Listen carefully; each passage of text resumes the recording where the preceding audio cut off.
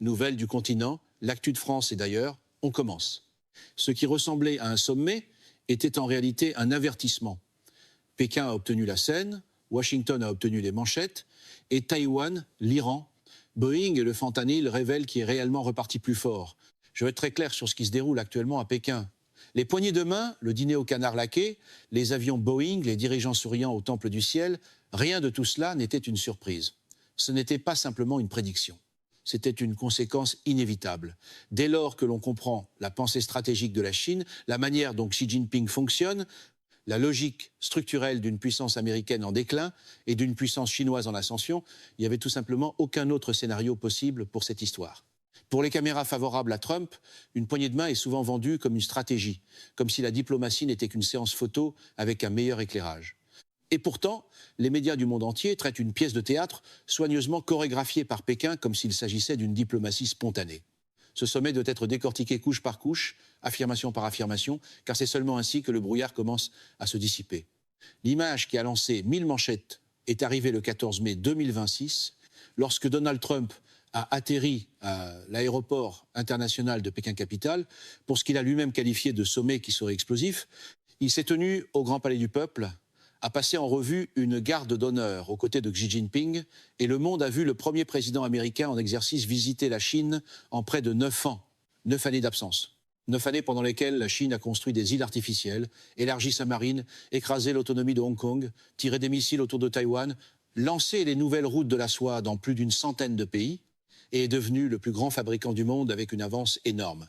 Et maintenant, le président américain se rend à Pékin, demande à Xi d'ouvrir son pays, et beaucoup agissent comme s'il s'agissait d'une preuve de force américaine. Ce n'est pas le cas, et la raison est importante. Dans le manuel de Trump, arriver en retard peut encore être présenté comme une manière de mener depuis l'avant, à condition que l'angle de caméra soit assez généreux. CBS News a rapporté que la Chine se réjouit de la venue de Trump à Pékin pour la première visite présidentielle américaine en près de 9 ans, que la République populaire de Chine présentera comme une reconnaissance du prestige mondial accru de Pékin et de son succès à tenir bon face aux premières tentatives de pression de l'administration Trump. Ce n'est pas simplement une interprétation privée. C'est l'évaluation du Center for Strategic and International Studies à Washington. Les propres groupes de réflexion américains reconnaissent que Pékin gagne la bataille des images de cette visite avant même qu'un seul mot ne soit prononcé dans la salle de négociation. Les images en géopolitique ne sont pas cosmétiques. Elles sont substantielles. Elles indiquent aux petites nations du monde qui est en ascension et qui gère son déclin. Elles le disent à l'Asie du Sud-Est, à la Corée du Sud, au Japon et à tous ceux qui se trouvent au milieu de cette rivalité. Elles montrent de quel côté souffle le vent. Le chemin qui a mené à ce sommet est essentiel, car le contexte est tout. Il y a à peine un peu plus d'un an, la relation entre les États-Unis et la Chine était beaucoup plus houleuse. Les lourds tarifs douaniers de Trump sur la Chine et sur des dizaines d'autres partenaires commerciaux ont déclenché une guerre commerciale de représailles avec Pékin, conduisant brièvement les deux pays à faire monter les droits de douane sur leurs produits respectifs à plus de 100%. La Chine et les États-Unis se sont aussi affrontés sur les terres rares, les semi-conducteurs, les visas étudiants, les expéditions de précurseurs chimiques du fentanyl et les importations chinoises de soja américain. Les tarifs ont atteint 100%. Les deux pays étaient en guerre économique. La question cruciale est de savoir qui a cligné des yeux le premier, car la réponse explique ce que ce sommet signifie réellement. CNBC a rapporté que l'usage intensif des tarifs douaniers par Trump avait été limité en février lorsque la Cour suprême a invalidé ces tarifs réciproques mondiaux, les jugeant inconstitutionnels. L'instrument de pression maximale que Trump utilisait contre la Chine, toute cette architecture tarifaire a été annulée par la plus haute cour de son propre pays. Xi Jinping n'a pas eu besoin de négocier sa sortie de la guerre tarifaire. Il a attendu, accumulé des réserves, diversifié ses options, puis le système juridique américain a fait le travail pour lui. Voilà pourquoi ce résultat était prévisible. La diplomatie économique coercitive ne peut pas fonctionner lorsque le propre système constitutionnel d'un pays peut retirer à tout moment son principal outil de coercition. La Chine joue un long jeu, mesuré en décennies. La politique américaine joue un jeu mesuré en cycle médiatique. Lorsque ces deux systèmes sont placés dans la même pièce, le résultat est exactement ce qui est apparu à Pékin cette semaine. Il est difficile de mener une campagne de pression quand le bouton de pression est conçu pour les rassemblements politiques, pas pour les institutions. CNBC a rapporté que les envoyés commerciaux des deux pays avaient obtenu des résultats globalement équilibrés et positifs lors d'un sommet préparatoire en Corée du Sud, mercredi, dirigé par le secrétaire américain au Trésor Scott Bessent et le vice-premier ministre chinois He Lifeng. Xi a déclaré que les deux parties devaient travailler ensemble pour préserver cette dynamique positive chèrement acquise. Ces mots comptent. Dynamique positive chèrement acquise n'est pas une formule lancée au hasard. Xi Jinping est un maître du langage. Chaque phrase qui sort de Pékin est choisie avec une précision chirurgicale. Lorsqu'il dit chèrement acquise, il rappelle à Trump et au monde que la Chine a enduré, que la Chine a résisté et que la Chine est maintenant traitée comme une égale à la table des négociations. Il écrit le récit historique en temps réel et Trump y est entré directement. CNBC a également rapporté qu'au banquet d'État, Xi a affirmé que le grand renouveau de la Chine et MAGA pouvait aller de pair. Les deux dirigeants ont souligné la portée mondiale de la relation entre leurs pays, Xi affirmant qu'il ne devait jamais la gâcher. Sans le vernis diplomatique, Xi disait que le rêve chinois de restaurer sa centralité historique dans les affaires mondiales, ce que Pékin appelle le grand renouveau de la nation chinoise, est compatible avec le Make America Great Again de Trump. L'audace philosophique de cette déclaration est immense. Il présente essentiellement l'idée que le nationalisme américain et le nationalisme chinois peuvent coexister, que l'ambition américaine et l'ambition chinoise ne sont pas obligées d'entrer en collision. Cela semble généreux et raisonnable, sauf que le grand renouveau de la Chine inclut précisément Taïwan. Il inclut précisément la domination en mer de Chine méridionale. Il inclut précisément le remplacement de la suprématie technologique américaine. Xi demande à Trump d'accepter tout cela comme compatible avec MAGA. Trump a apparemment trouvé cela assez raisonnable pour inviter Xi à la Maison-Blanche en septembre. Pour le chœur médiatique fidèle à Trump, compatible peut apparemment signifier que tout va bien tant que personne ne lit les petits caractères sur Taïwan. Le contenu réel du sommet révèle un écart énorme entre les manchettes et la réalité. CBS News a rapporté qu'aucun accord commercial majeur n'a été annoncé, y compris un accord potentiel sur les terres rares ou des investissements dans l'intelligence artificielle. Deux des éléments les plus importants de la liste de souhaits américaine, les chaînes d'approvisionnement en terres rares et les cadres d'investissement dans l'intelligence artificielle, n'ont rien produit. Le sommet qui devait rééquilibrer la relation économique la plus importante du monde n'a produit aucun cadre sur les technologies qui définiront les 50 prochaines années de la civilisation humaine. Ce qu'il a produit en revanche, c'est Trump déclarant à Sean Hannity de Fox News que Xi avait accepté de commander 200 avions Boeing. Boeing en voulait 150. Trump a dit en avoir obtenu 200. Il s'agissait de commandes d'avions à livrer d'ici 2032, bien après que Trump aura quitté ses fonctions. Même cette affirmation mérite un examen attentif. Lorsque la date de livraison dépasse la date d'expiration politique, l'annonce commence à ressembler moins à un accord qu'à un accessoire de campagne avec des ailes. Foreign Policy et NBC News ont rapporté que lorsque Trump s'est rendu au Moyen-Orient l'an dernier, la Maison-Blanche a mis en avant un accord d'une société saoudienne de location d'avions pour acheter 30 Boeing. Même si l'accord entre la société saoudienne et Boeing a été signé, la livraison de ces avions n'est pas prévue avant 2032, bien après la fin du mandat du président. Qatar Airways a également signé un accord avec Boeing pour 210 avions, mais cette commande ne comportait aucun calendrier de livraison. Un schéma clair se dessine. Cette administration a l'habitude d'annoncer de grosses commandes d'avions qui, comme par hasard, ne se matérialisent qu'à un moment lointain. Elle l'a fait en Arabie Saoudite, au Qatar, et maintenant en Chine. Ces annonces sont du théâtre politique conçu pour la consommation intérieure. Ce n'est pas une stratégie commerciale, c'est de la production de manchettes. Dans la communication de l'univers Trump, un avion futur peut être traité comme une victoire présente, surtout si la facture arrive après les applaudissements. Pendant ce temps, l'industrie aéronautique chinoise, Comac, construit son avion C919 et se rapproche chaque année davantage de la livraison d'une solution nationale viable face à Boeing. Même si ces 200 avions finissent réellement par être commandés, la Chine travaille simultanément à éliminer entièrement sa dépendance à long terme envers Boeing. Trump célèbre une vente que la propre politique industrielle chinoise vise à rendre inutile d'ici une décennie. NBC News a rapporté que, dans ce qui a été perçu comme un geste de bonne volonté avant la rencontre Trump-Xi, Pékin a rétabli jeudi le commerce du bœuf avec Washington en délivrant de nouvelles licences d'importation à des centaines de fournisseurs américains de bœuf. En pratique, Pékin a offert du bœuf en échange d'une visite présidentielle, du poids complet du prestige diplomatique américain et de l'approbation implicite du statut mondial de la Chine. Pékin a rétabli des importations de bœuf qu'il avait suspendues en guise de représailles. Un bœuf que les consommateurs chinois souhaitent réellement et l'a présenté comme une concession. C'est du génie de négociation. La Chine a redonné quelque chose qui lui nuisait aussi. Elle l'a emballé comme un cadeau et a accepté une visite présidentielle comme prix. L'élégance de cette manœuvre reste étonnante.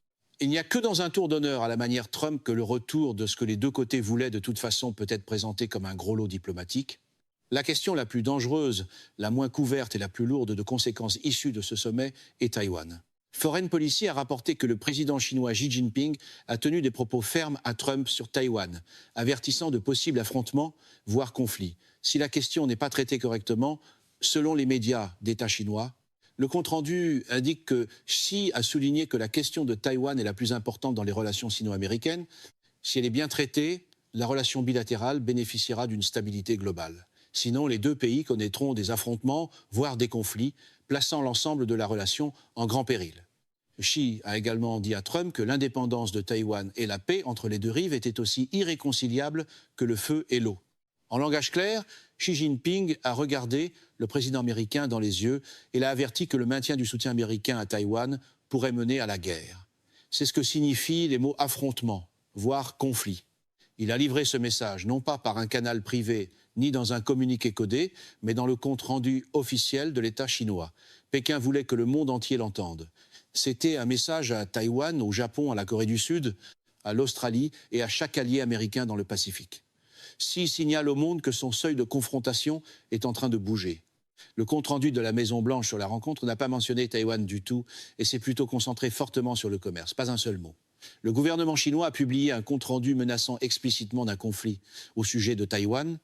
Le gouvernement américain a répondu en parlant de bœufs et d'avions Boeing. Ce silence n'est pas de la retenue. Ce silence est un recul. En géopolitique, lorsqu'un camp menace et que l'autre se tait, le monde le remarque. Apparemment, si le mot Taïwan dérange, le communiqué de presse peut toujours se cacher derrière un steak et un avion. Taïwan l'a remarqué. Taïwan a déclaré être confiant que la politique américaine à l'égard de l'île ne changerait pas pendant la rencontre de Trump avec Xi, mais se préparer à des surprises. Se préparer à des surprises est un langage diplomatique pour exprimer la peur. Foreign Policy et NBC News ont rapporté que tout éloignement des positions américaines de longue date sur Taïwan pourrait offrir à Xi une immense victoire intérieure, miner la confiance envers les États-Unis parmi leurs alliés et partenaires de sécurité le long de la première chaîne d'îles, tendre les relations entre Taïwan et les États-Unis et encourager la Chine à exiger encore plus de concessions. Taipei s'inquiète d'un point subtil, mais extrêmement important. Taïwan craint que Pékin réussisse à persuader Trump d'exprimer un soutien à l'unification pacifique ou de déclarer que les États-Unis s'opposent à l'indépendance de Taïwan, plutôt que de dire qu'ils ne la soutiennent pas. Un seul mot compte. S'oppose plutôt que ne soutiennent pas. Un seul mot fait la différence entre une politique qui a maintenu la paix pendant 50 ans et une politique qui donne à la Chine la couverture juridique et morale pour lancer la campagne finale d'absorption. Cette Maison-Blanche a déjà montré qu'elle ne saisit pas pleinement pourquoi ce seul mot compte. Mais dans l'orbite Trump, les mots sont souvent traités comme des décorations jusqu'au moment où un autre pays en transforme un an en stratégie. La Heritage Foundation et le Center for Strategic and International Studies renvoient à l'enjeu stratégique plus profond. L'engagement peut être préférable à la confrontation, le dialogue peut être préférable au silence et une visite présidentielle peut être utile si elle empêche la guerre. Mais tout dépend de ce qui est cédé dans le dialogue et de la question de savoir si la stratégie d'engagement repose sur une évaluation lucide des véritables objectifs de l'autre camp. Pékin espère qu'un engagement réussi au niveau des dirigeants marginalisera ceux au sein de l'administration Trump qui souhaiteraient une approche plus compétitive envers la Chine. C'est le calcul stratégique chinois, le sommet lui-même et le prix. Chaque fois qu'un président américain vient à Pékin, serre des mains, mange du canard laqué et parle d'une excellente rencontre, cela renforce les voix à Washington qui soutiennent que l'Amérique peut travailler avec la Chine. Cela marginalise les voix qui veulent défier la Chine de manière structurelle. Xi n'a pas besoin de gagner chaque négociation. Il doit simplement garder l'Amérique engagée, selon ses conditions, assez longtemps pour que la puissance économique et militaire de la Chine se solidifie. Des sommets comme celui-ci lui achètent exactement ce temps. L'art de la négociation paraît moins impressionnant lorsque l'autre camp joue l'art du siècle. La dimension iranienne de ce sommet est le troisième élément majeur et la plupart des gens la traitent comme secondaire alors qu'elle est en réalité centrale pour comprendre l'ensemble. La guerre persistante avec l'Iran et un différend de longue date autour de Taïwan devait peser lourd dans les discussions. Le voyage de Trump est survenu la semaine suivant la visite du ministre iranien des Affaires étrangères à Pékin et avant une rencontre attendue entre Xi et Vladimir Poutine, président de la Russie. Cette chronologie compte. le ministre iranien des Affaires étrangères, était à Pékin la semaine précédant l'arrivée de Trump. Poutine rencontre Xi la semaine suivant le départ de Trump. Pékin est actuellement le nœud central du calendrier diplomatique de la coalition anti-occidentale. Trump est entré dans ce nœud et a tenté de convaincre Xi de l'aider à régler la question du détroit d'Ormuz. Vu de Téhéran et de Moscou, cela ressemble à une Chine qui mène la diplomatie navette avec le monde entier qui gagne. Et pourtant, le camp Trump peut encore présenter le fait d'entrer dans la tour de contrôle diplomatique de quelqu'un d'autre comme une démonstration de commandement. CNBC a rapporté que, selon la Maison-Blanche, Xi et Trump ont tous deux convenu que le détroit d'Ormuz devait rester ouvert et démilitarisé et que Téhéran ne pouvait pas être autorisé à posséder une arme nucléaire. Xi a exprimé son intérêt pour l'achat davantage de pétrole américain afin de réduire à l'avenir la dépendance de la Chine envers le détroit. Pour être juste envers Trump, obtenir de Xi qu'il accepte verbalement que le détroit reste ouvert n'est pas rien, le détroit d'Ormuz est la jugulaire du système énergétique mondial. Environ 20% de tout le pétrole échangé dans le monde passe par ce corridor étroit. S'il se ferme, le choc économique serait catastrophique pour la Chine aussi, car elle est le plus grand importateur de pétrole au monde et en reçoit une part importante par cette route. Xi a donc des raisons intéressées de vouloir garder le détroit ouvert. Trump a correctement identifié un véritable alignement d'intérêts. Le problème, c'est que Xi dise qu'il ne fournira pas d'équipement militaire à l'Iran et qu'il ne fournisse effectivement pas d'équipement militaire à l'Iran sont deux choses très différentes. Trump a déclaré que Xi avait accepté de ne pas fournir d'équipement militaire à l'Iran, mais ajouté que Xi avait aussi dit que la Chine achète beaucoup de pétrole à l'Iran et aimerait continuer à le faire. Xi a explicitement conservé la relation économique avec l'Iran dans la même phrase où il promettait de ne pas fournir de soutien militaire. Ce n'est pas un changement stratégique. C'est la concession minimale nécessaire pour paraître coopératif sans réellement modifier son comportement. Une manchette à la Trump peut entendre pas d'armes et ignorer l'oléoduc qui continue de ronronner sous la phrase. Foreign Policy et CBS News soulignent aussi la liste des personnages qui ont accompagné Trump à Pékin, car elle révèle quelque chose de profond sur la nature du pouvoir américain à ce moment précis. La délégation américaine comprenait le représentant au commerce Jameson Greer, le secrétaire à la défense Pete Hegseth, le secrétaire au trésor Scott Bessent, le secrétaire d'État Marco Rubio, l'ambassadeur David Perdue, Elon Musk de Tesla, Jensen Huang de Nvidia, Tim Cook d'Apple et Larry Fink de BlackRock. Les plus puissants dirigeants d'entreprises américaines dans la technologie, la finance et les véhicules électriques étaient assis aux côtés de secrétaires du cabinet dans la salle de réception d'un dirigeant étranger. Cette fusion des intérêts gouvernementaux et des intérêts corporatifs dans une seule délégation diplomatique envoie un message très précis. La politique étrangère américaine et les intérêts corporatifs américains ont fusionné. Cette fusion comporte certains avantages en matière d'énergie transactionnelle, mais elle signifie aussi que les entreprises ayant une exposition financière massive à la Chine se trouvent maintenant dans la salle de négociation. Apple, de Tim Cook, réalise chaque année des dizaines de milliards de dollars en Chine. Les intérêts des entreprises ne sont pas toujours identiques aux intérêts stratégiques américains. Pour l'argumentaire pro-Trump, placer des PDG dans la salle prouve le génie des affaires. Sur le plan stratégique, cela prouve aussi qu'il obtient une chaise avant les alliés. CBS News a rapporté que les PDG américains qui ont accompagné Trump à Pékin cherchent un meilleur accès au marché chinois, mais se heurtent maintenant à une vente beaucoup plus difficile. Cela s'explique par le succès de la Chine dans la création et le développement d'entreprises nationales, dans le cadre d'une poussée nationale vers l'autosuffisance dans la technologie, la fabrication et la consommation intérieure. Le PDG de Nvidia, Jensen Huang, a fait pression sur le gouvernement américain pour approuver la vente à la Chine de ses puces moins avancées. Cependant, la Chine s'est abstenue d'en acheter, en partie parce qu'elle préfère soutenir ses propres fabricants de puces. Tesla, dont le PDG Elon Musk s'est également rendu à Pékin, perd du terrain face à son rival chinois des véhicules électriques BYD. Selon Counterpoint Research, la part de marché de Tesla dans les véhicules électriques en Chine est tombée à 10% au dernier trimestre de 2025 contre 14% un an plus tôt. La réalité brutale est que les entreprises américaines venues à Pékin en quête désespérée d'un accès au marché chinois font face à une politique industrielle chinoise qui a systématiquement réduit leur part de marché et construit des solutions nationales destinées à les remplacer entièrement. La Chine n'a plus besoin de Tesla comme auparavant, elle a BYD, elle n'a plus besoin des puces Nvidia comme auparavant, elle a Huawei et tout un écosystème national de semi-conducteurs qui a mûri sous la pression des contrôles américains à l'exportation. Le marché chinois se ferme lentement, mais clairement à la dépendance technologique américaine. Pourtant, les PDG sont à Pékin, souriant, faisant des pouces levés, parce qu'ils ont besoin de croire que la porte est encore ouverte. CNN a rapporté que Huang et Musk ont dit aux journalistes que les rencontres s'étaient bien déroulées. Musk a déclaré que beaucoup de bonnes choses avaient été accomplies. Cook a fait aux journalistes un signe de paix et un pouce levé.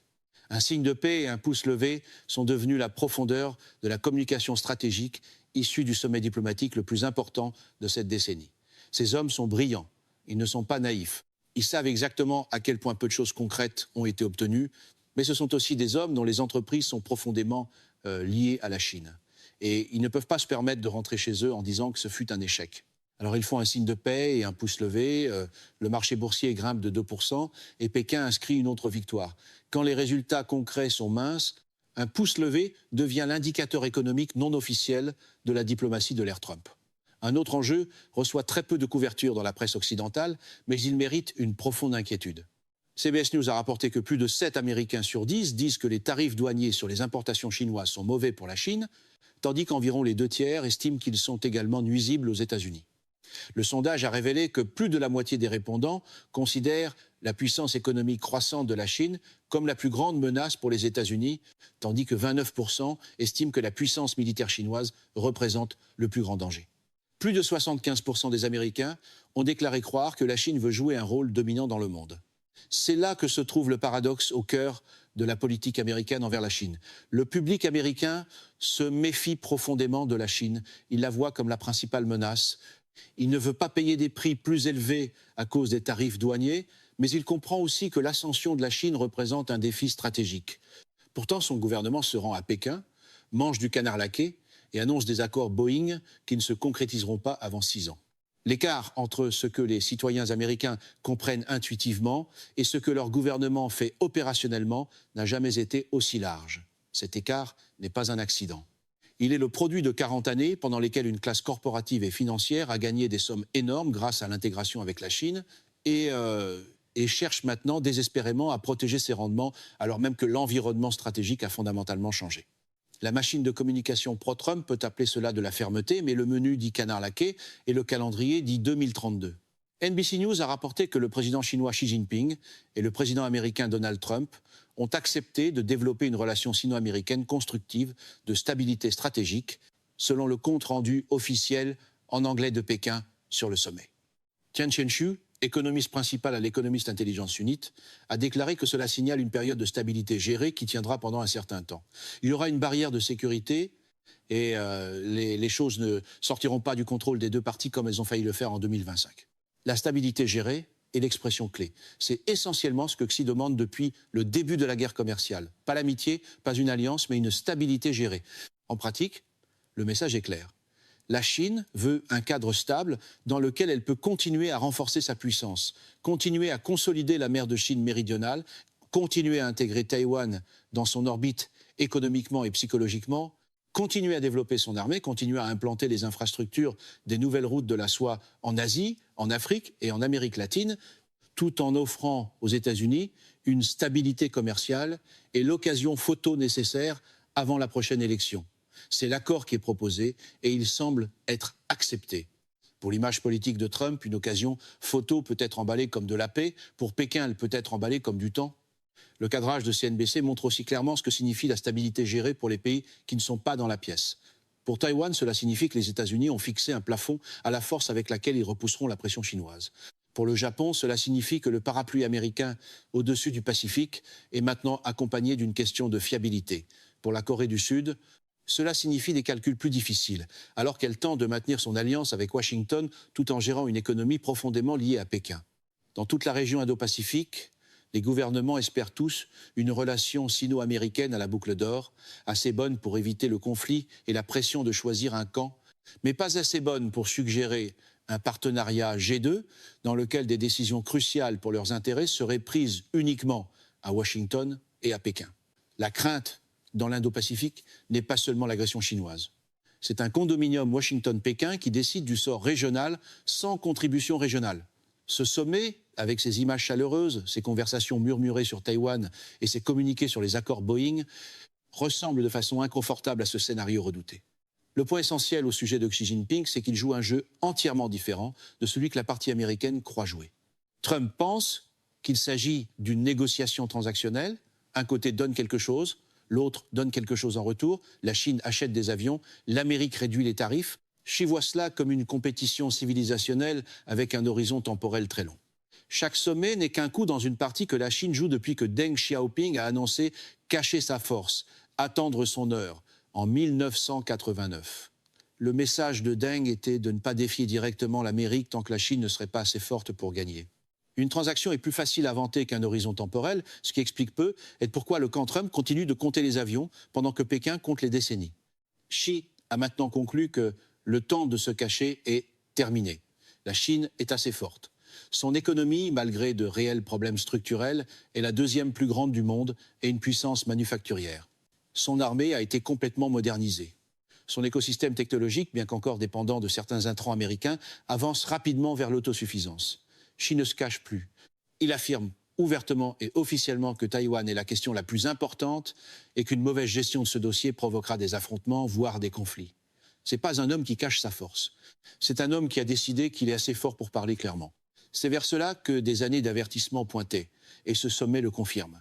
Les États-Unis négocient avec la Chine, comme s'ils pouvaient échanger des préoccupations structurelles contre des gains transactionnels, comme si 200 avions Boeing constituaient une compensation adéquate pour une position affaiblie sur Taïwan, comme si une promesse verbale sur l'équipement militaire iranien valait quelque chose sans mécanisme de vérification, comme si un banquet d'État au Grand Palais du Peuple et une promenade au Temple du Ciel relevaient de la diplomatie plutôt que de la mise en scène. La version favorable à Trump appelle cela de la mise en scène avec des résultats.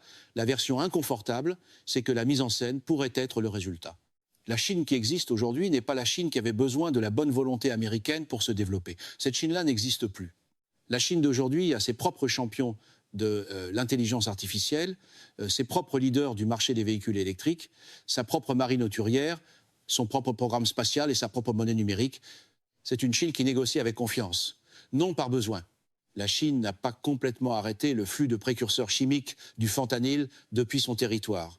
En novembre 2025, les forces de l'ordre américaines avaient saisi environ 1800 kg de fentanyl pendant l'année, une hausse de 30 et 1% par rapport à la même période l'année précédente. Même si la Chine a désigné et contrôlé 13 précurseurs chimiques du fentanyl après la visite à Pékin du directeur du FBI, Kash Patel, en novembre 2025, cette désignation pourrait ne pas suffire. Le fentanyl tue des dizaines de milliers d'Américains chaque année. Malgré les engagements répétés de Pékin, malgré les visites diplomatiques, malgré les sommets, les saisies de fentanyl ont augmenté de 31% en une seule année, parce que les précurseurs chimiques circulant à travers les réseaux chinois alimentent les cartels mexicains qui transforment et distribuent le produit final. Ce n'est pas un enjeu secondaire. C'est une crise qui vide les communautés américaines de l'intérieur, et pourtant elle a été intégrée à un communiqué de sommet aux côtés des avions Boeing et du canard laqué de Pékin, puis traitée comme un point parmi d'autres. Les familles des 70 000 Américains qui meurent chaque année de surdose de drogue méritent plus qu'un paragraphe dans un compte-rendu diplomatique. Heritage Foundation. Aucune stratégie de marque à la Trump ne peut transformer un paragraphe en politique lorsque le nombre de morts continue d'augmenter. Merci de nous avoir suivis. Pour ne rien manquer de l'actualité, abonnez-vous aux Nouvelles du Continent et activez la cloche. À très vite pour un prochain décryptage